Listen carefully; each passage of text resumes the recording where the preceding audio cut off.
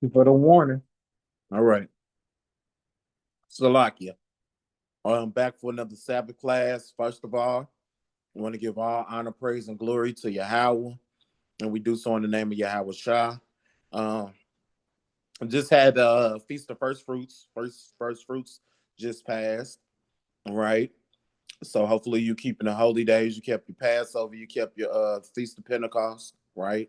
Which is also called the Feast of First Fruits, which is also called the Feast of Weeks because it's 7 weeks and one day after your Passover, if you got your Passover. All right. Uh, Today class, we're actually doing reading. We're finna read Second Esdras chapter 6, right? Get a precept here and there, but just gonna read the book of Second Esdras chapter 6, the whole chapter. Um, and I'm gonna have my beautiful princesses read for me, and that's what we're doing today. All right. So we finna read Second Ezra chapter 6. I'm gonna have Jordan start off the reading, and I'm gonna jump in with a precept here and there when I feel the need to. All right. So go ahead, Jordan. Second Ezra 6:1. And when he said unto me in the beginning, when the earth was made, before the borders of the world stood, or ever the winds blew, before it thundered and lightened, or ever the foundations of paradise were laid, before the fair flowers were seen, or the movable powers were established, before the innumerable multitude of angels were gathered together, Mm-hmm. or the or ever the heights of air were lifted up, before the measures of the firmament were named, or ever the chimneys of Sion were high. The airy the in ear the present years were sought out, and or the inventions of them that now sin were turned, before they sealed that have gathered faith for a treasure. Then I did consider these things, and they were all made through me alone, and through none other. By me they shall be ended, and by none other. Uh-huh. Then answered I, then answered and I and said, I'm sorry. Now, a backstory to this is Ezra has been fasting for 7 days, and after he fasts for 7 days, the Most High reveal uh his secrets to him, right? So that's what's going on, and the Most High saying, "I created all this stuff." You know what I'm saying? And this day gonna come, which is Jacob's trouble, when all this gonna come to an end, right? Keep going. Then answered I and said, what shall be the parting asunder of times? Or when shall the end of the first and the beginning of it that followeth? Uh huh. And he said unto me, from Abraham unto Isaac, when Jacob and Esau were born up of him, Jacob's hand held first the heel of Esau. Right. We Or can go to Genesis 25, around verse 24, to read when Jacob and Esau came out. Esau came out first, and Jacob came out right after, holding the heel of Esau, right? for Esau is the end of the world, and Jacob is the beginning of it that followeth. Right? Because our world, Esau is ruling right now. Esau is the so-called white man. He's ruling right now. But his rule, when his rule comes to an end, that's when our world starts. Esau is the end of the world. Jacob is the beginning that followeth. And our hand holding a hold of his heel is also symbolic because we are going to be the kingdom that brings them down, not by military power, not by fighter jets or AK-47s, not by those means, but by the spirit, power, and our belief in Yahweh and Yahweh Shai. Right? Verse 9. The hand of man is betwixt the heel and the hand. Oh, verse 10, my bad. The hand of man is betwixt the heel and the hand. Between, like between the heel and the hand. Other question, Ezra. asked thou not? I answered and said, O Lord, that bearest a rule if I have found favor in thy sight. I beseech thee, shew thy servant in of thy tokens, whereof thou shewest me part of last night. He said, "Hey, show me what you was showing me yesterday. Can you further explain that to me?" So he answered and said unto me, Stand up upon thy feet, and hear a mighty sounding voice. And it shall be as it were a great motion, Come on.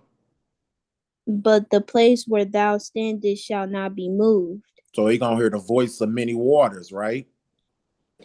And therefore, when it speaketh, be not afraid, for the word is of the end, and the foundation of the earth is understood. So he finna tell them about the end, right? And why? Because the speech of these things trembleth and is moved. For, Right? Because when we talk about these things, it trembles you, right? It makes you scared. Keep going.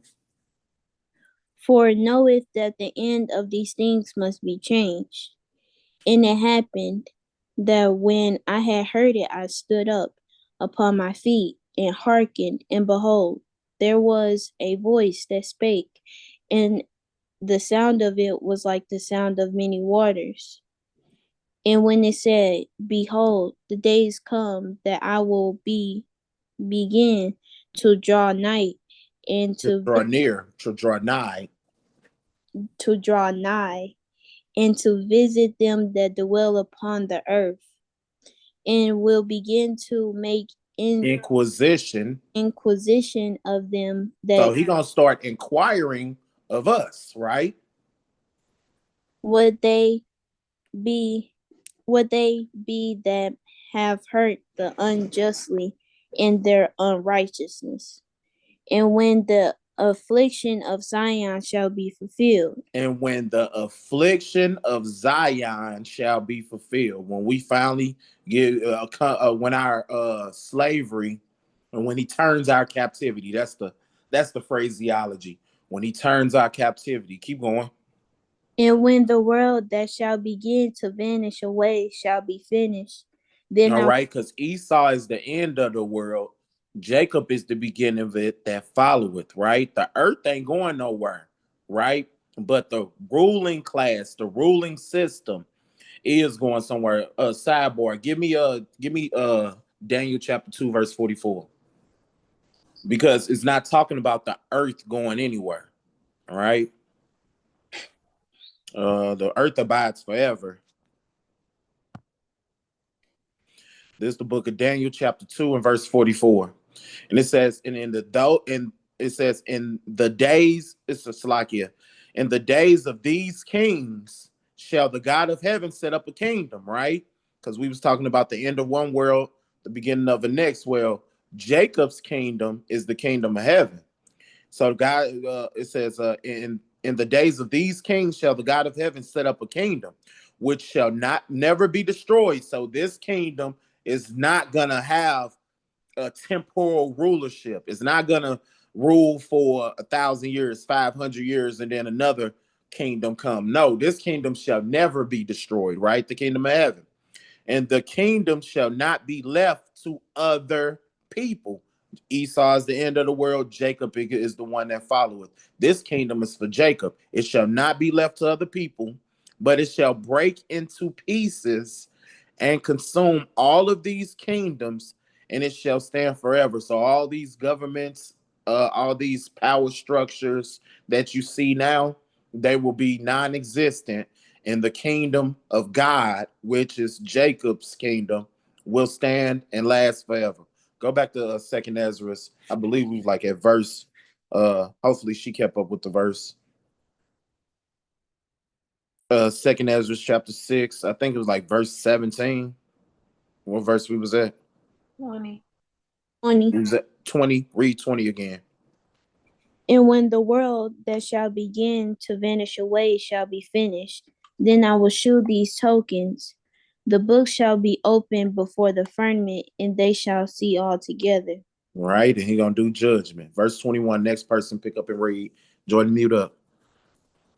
All right. Verse 21. Read. Speak a little louder. Speak with a little authority in your voice. Okay. And the children of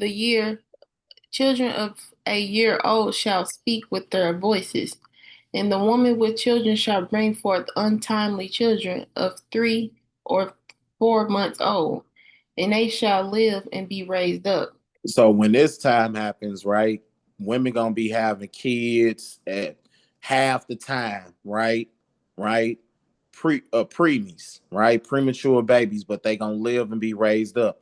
Kids at a year, right? Gonna be talking full Hebrew, right? Keep Mm. going.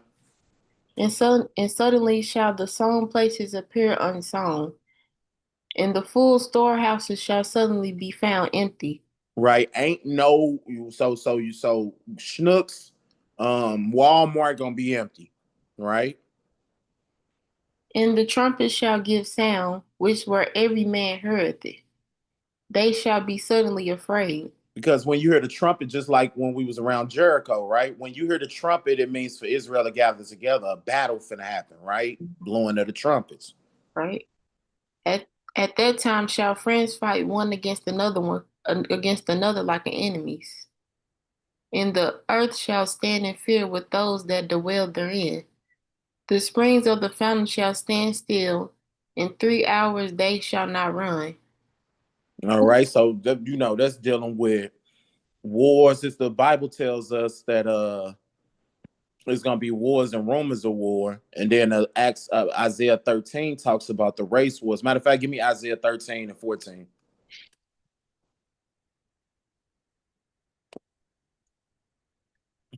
Because if you read Second Ezra chapter 5, it goes into all those. This Isaiah 13 and 14.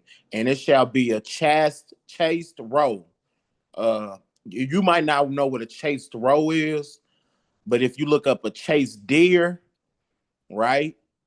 It's a deer like somebody trying to kill a deer and a deer running for his life.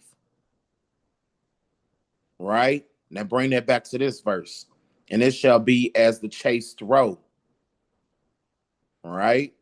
And as a sheep that no man taketh up. Every man shall turn to his own people, flee every man to his own land.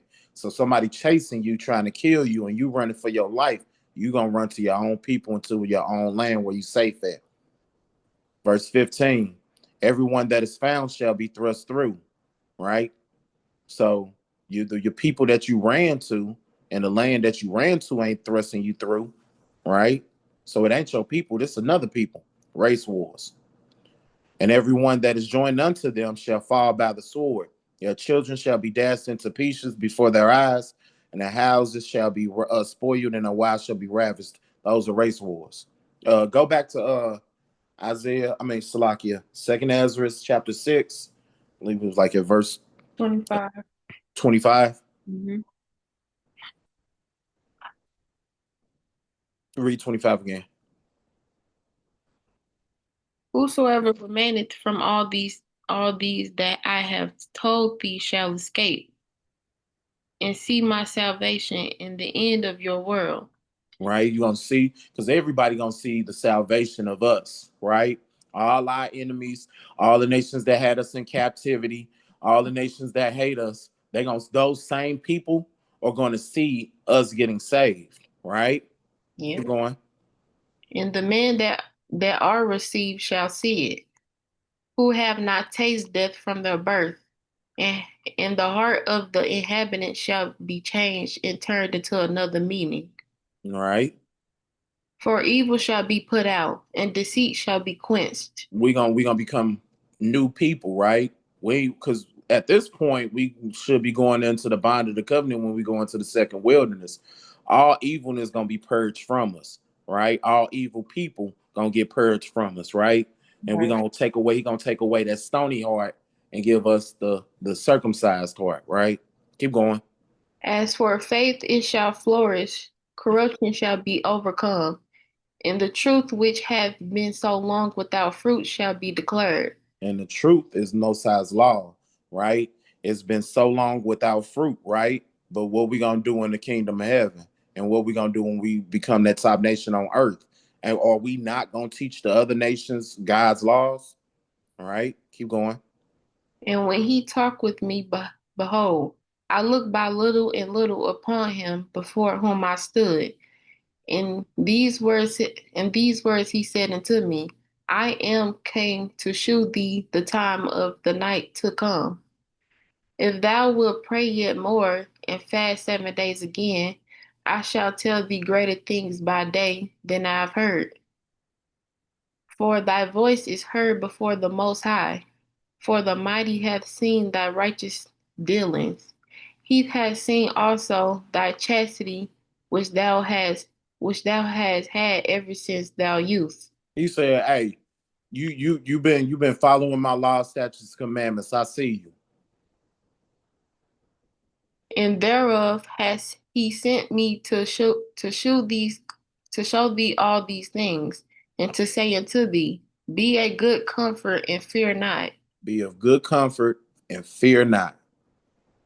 Has not the time that are Hasten, past? Oh, hasten. and hasten not with the time that are past, to think vain things, that thou mayest not hasten from the latter times.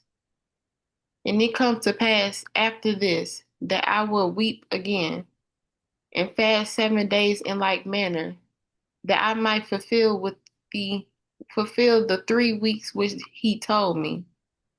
And in the eighth night was my heart vexed within me, and I began to speak before the Most High. His For, heart was vexed within him again, and he began to speak with the Most High.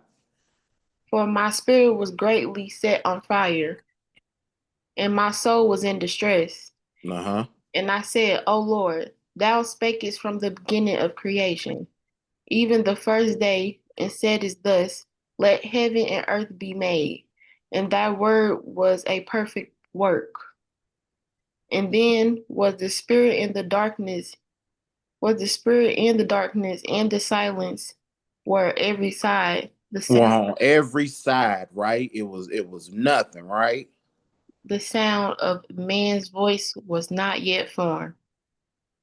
The commandest thou far light, Then, then commandest thou far light to come forth of thy treasure, that thy work might appear. right?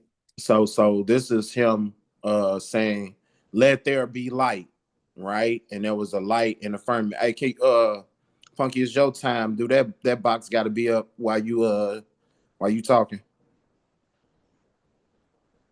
No, no, no. Drop it back down. However you do it.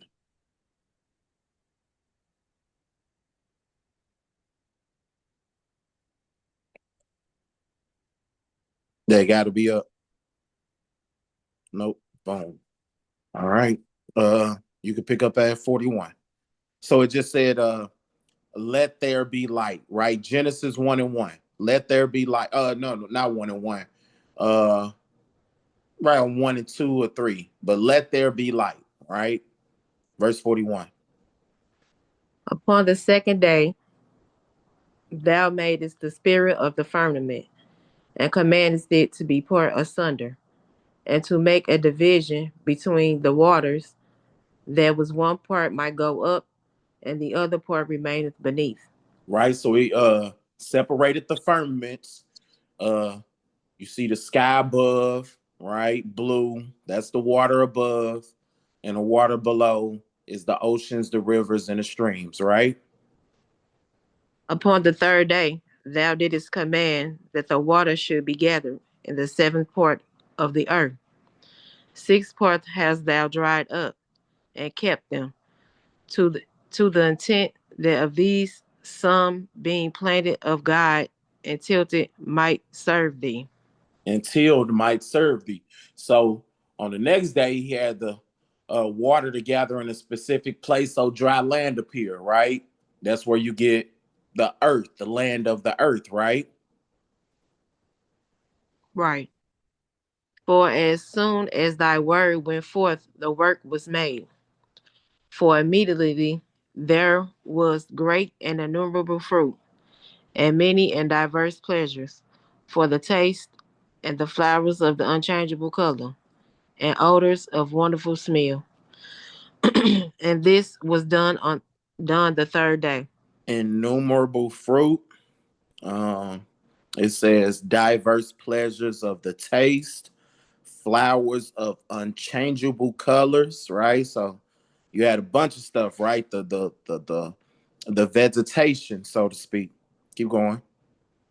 Upon the fourth day, thou commandest that the sun should shine, and the moon give her light, and the stars should be in order. All right, because the sun and the moon does not share the same light.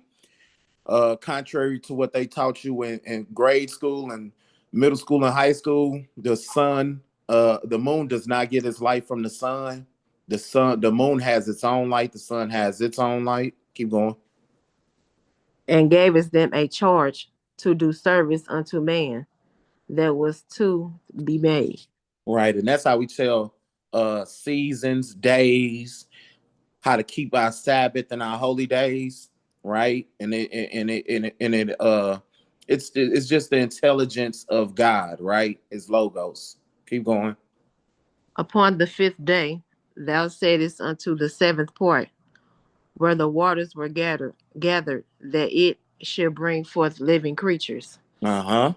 fowls and fishes, and so it came to pass. Right, because if you go to Genesis chapter 1 verse 20 and 21, and I think we're gonna do that, Salagi, we're gonna do that in the blue letter real quick to show that this statement that's gonna be made by Ezra, uh because this is Ezra from the Old Testament. Ezra is gonna say a statement, and the Hebrew in Genesis 1 backs them up. Keep going. For the dumb water and without living brought forth living things at the commandment of God. That Without all life brought forth living things at the commandment of God. sorry, Salaki. For the dumb water and without life brought forth living things at the commandment of God, that all people might praise thy wondrous works. Then didst thou ordain two living creatures, the one they call is Enoch, and the other Leviathan. All right, so it just said them on the fifth day. This contrary to modern Christianity. Modern Christianity says that on the sixth day God created people. Well, Ezra, which we're finna go on, give me Genesis 1 and 21 in the blue letter. So Ezra just said uh creatures or animals and people were created on the fifth day. Let's prove Ezra right. You got a blue letter on your phone? There go the blue letter right there. Give me Genesis 1 and 1. Not 1 and 1, Genesis 1 and 21.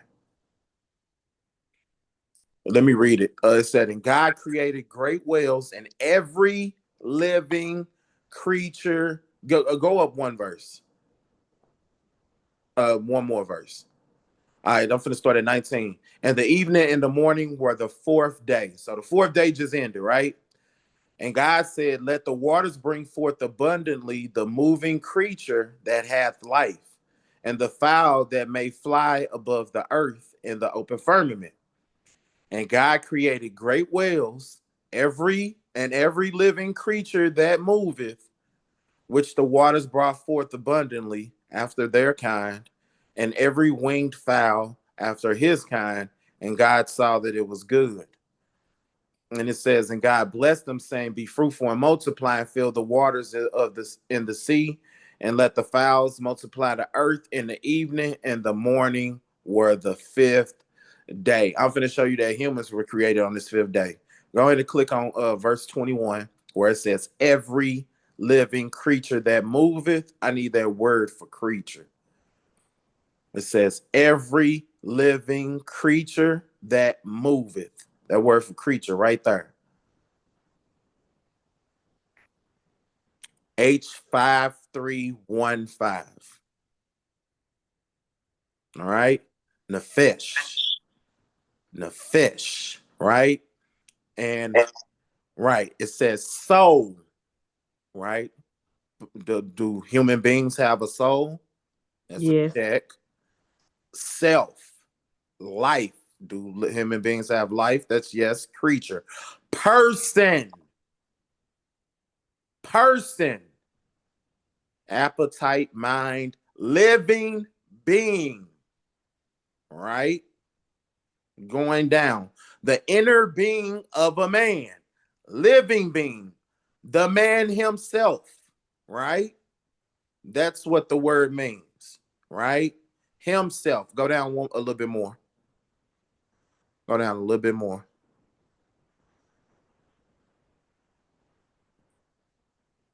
Let me see. Well, I got this in a way. Strong's definition, right? So no, don't go further. Strong's definition properly. A breathing creature, right? Widely used in a figurative sense, a beast, body, creature, fish, man, me, mind, one person, right? Selves, yourself, she.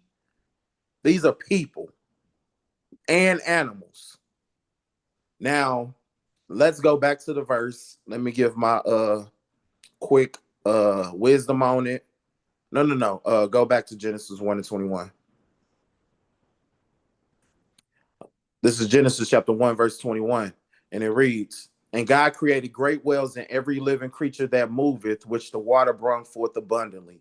You may say, how do humans come from water? But every human that you know, mama water broke. Right. You were swimming around in water, right? So that's the intelligent design of God. Human beings were made on the fifth day. On the sixth day, he chose Adam out of all the people he made, right? And gave him the breath of life, which is the law, statutes, and commandments, right? That's my understanding. Let's get back to Second Esdras. Uh, we were at like 49 or 40 something, like 49, Mm-hmm. 48, I think. 48. Yeah, we just read 40. Read 49 again and keep going. Okay. Then didst thou ordain two living creatures, the one that calleth Enoch, and the other Leviathan, All right. and didst separate the one from the other. For the seventh part, namely, where the water was gathered together, might not hold them both. Right. Because we don't live in the deep ocean.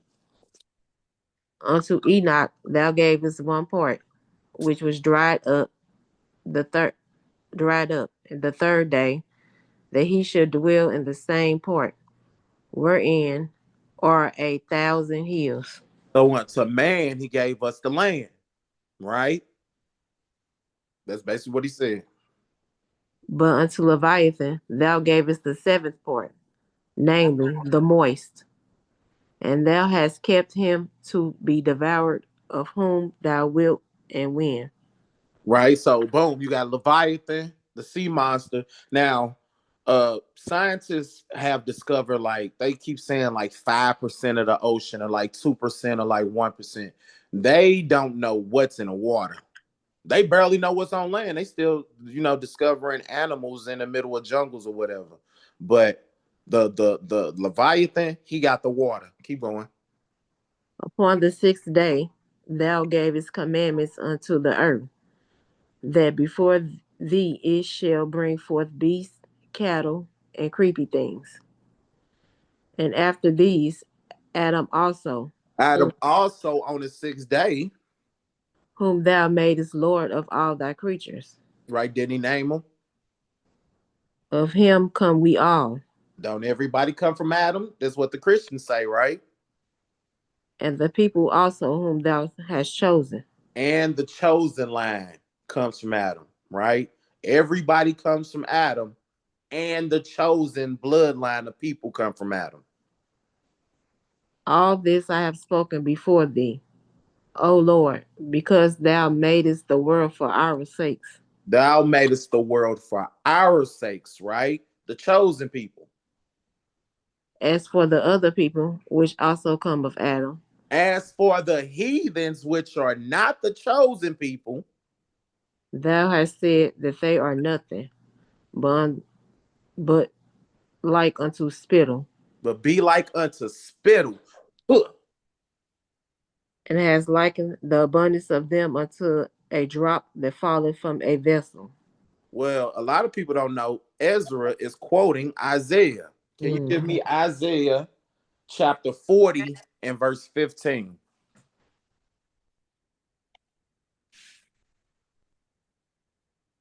The book of Isaiah, chapter 40, I believe is verse 15 or 17, some up in there.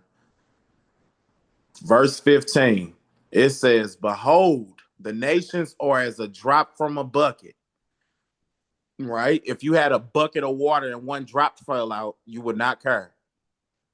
They are counted as dust, as small dust on a balance. A balance is like a scale. If you put a grain of salt on the scale, it will not measure. Because he take it up the owls is a very little thing. And Lebanon is not sufficient to burn, nor the beast thereof sufficient as a burnt offering. You can't offer him nothing to make him yourself more valuable. It ain't nothing you can give him. Verse 17, all nations before him are as nothing and are accounted to him less than nothing, and vanity, less than nothing. So that's where Ezra is pulling this understanding and wisdom from, right? Mhm. Isaiah has already declared this, right? So go back to Second Ezra chapter 6, verse 54.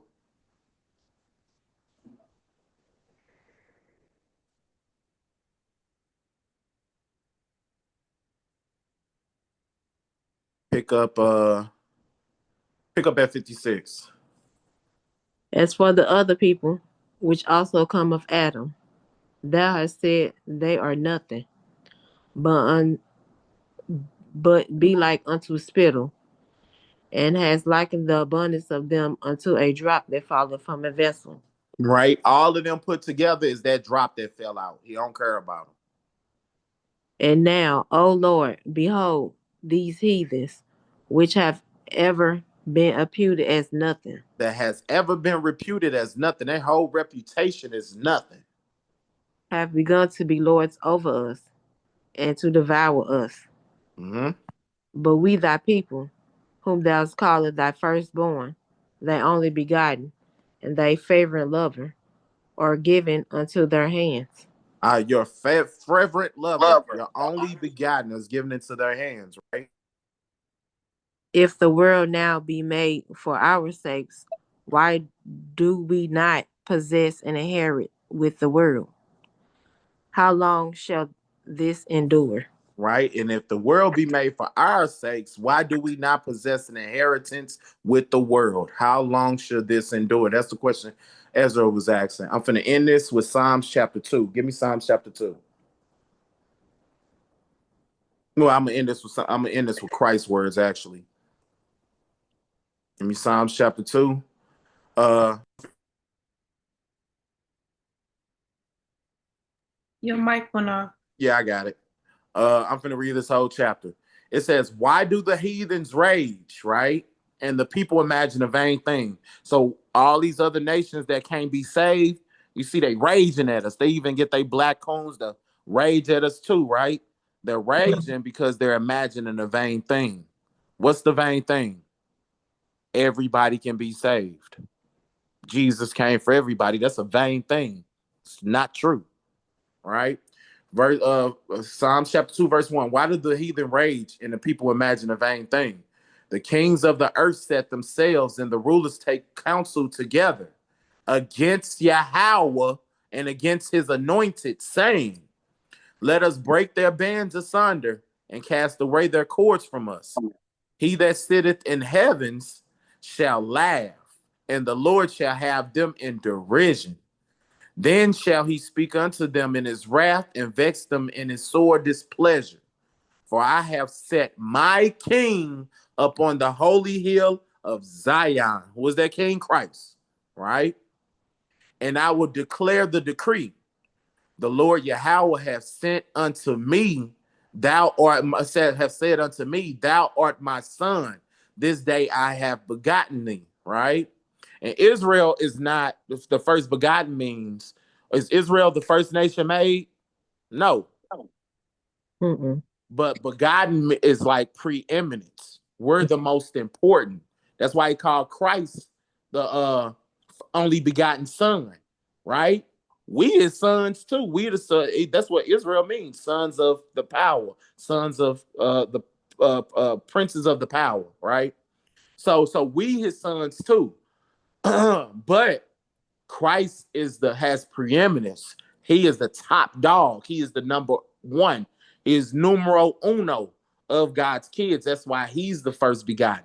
But of the nations, we're number one. That's why we're the only begotten. So let me get back to the verse though.